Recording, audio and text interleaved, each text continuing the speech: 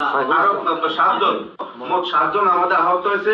আমরা আহতদের সুস্থতা কামনা করি এবং অতি দ্রুত যারা এই ঘটনার সাথে জড়িত, যারা এই ঘটনা ঘটিয়েছেন এবং যারা এই ঘটনার পিছনে ইন্ধন দিয়েছেন সঠিক তদন্তের মাধ্যমে আমরা যুব দলের পক্ষ থেকে, জেলা যুব দলের পক্ষ থেকে এই সুষ্ঠু বিচার দাবি করি এবং উক্ত ঘটনার তীব্র নিন্দা জ্ঞাপন করি। নেতৃবৃন্দের গায়ে হাত দিল, ইউনিয়ন নেতৃবৃন্দের গায়ে হাত দিল, কালকে যে আমার গায়ে দিবে না, বিএনপির নেতৃবৃন্দের গায়ে হাত দিবে না, এটার কোন ইয়ে আছে?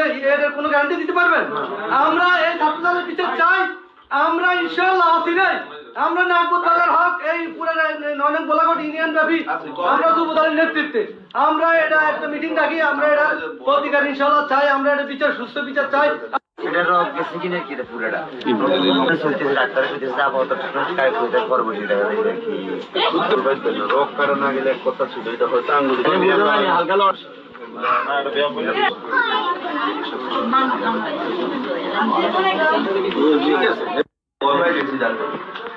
দেখি যে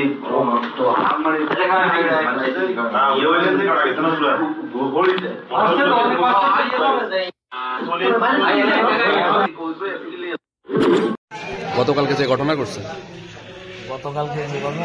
এই ঘটনার আপনার আমাদের ইউনিয়ন ছাত্র দলের সভাপতি রাকিবের নেতৃত্বে আপনার 5 নম্বর ওয়ার্ড ছাত্রলীগের যে ছেলেটা, ওর বাবার নাম জসিম, ছাত্রলীগ করে যথাযথ জসিমের ছেলে বাবু, ও যে ছাত্রলীগ করছে এই ধরনের সব ধরনের প্রমাণ আমাদের কাছে আছে।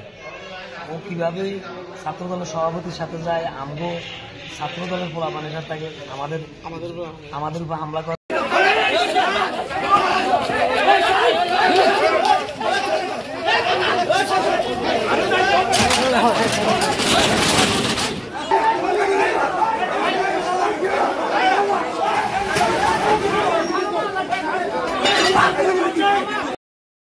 শান্তিপ্রিয় সংগঠন, আমাদের নেতা ভারপ্রাপ্ত চেয়ারম্যান জনাব তারেক রহমান নির্দেশ করেছেন জনগণের দোরগোড়ে গিয়ে সেবা পৌঁছে দেওয়ার জন্য। জাতীয়তাবাদী যুব দল আমরা প্রতিজ্ঞাবদ্ধ।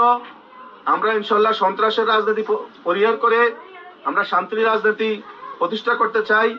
এদেশে শান্তির রাজনীতি প্রতিষ্ঠা করে আগামী দিনে দেশনেত্রী বেগম খালেদা জিয়া সরকার এদেশে প্রতিষ্ঠা করার জন্য জাতীয়তাবাদী যুব দল সংগ্রাম করে যাবে। আমরা এই দেশের সাধারণ মানুষের ভোটের অধিকার প্রতিষ্ঠা করার জন্য আন্দোলন করেছি, ভাতের অধিকার প্রতিষ্ঠা করার জন্য আন্দোলন করছি, মানুষের ন্যায্য অধিকার প্রতিষ্ঠা করার জন্য সকল আন্দোলনে বিগত দিনে জাতীয়তাবাদী যুব দল ঐক্যবদ্ধ ছিল। আমরা সামনে সকল সন্ত্রাস নৈরাজ্যের বিরুদ্ধে জাতীয়তাবাদী যুব দল ঐক্যবদ্ধ এবং যে ঘটনা ঘটেছে আজাদ সহ, রাজু সহ আরো 7 জন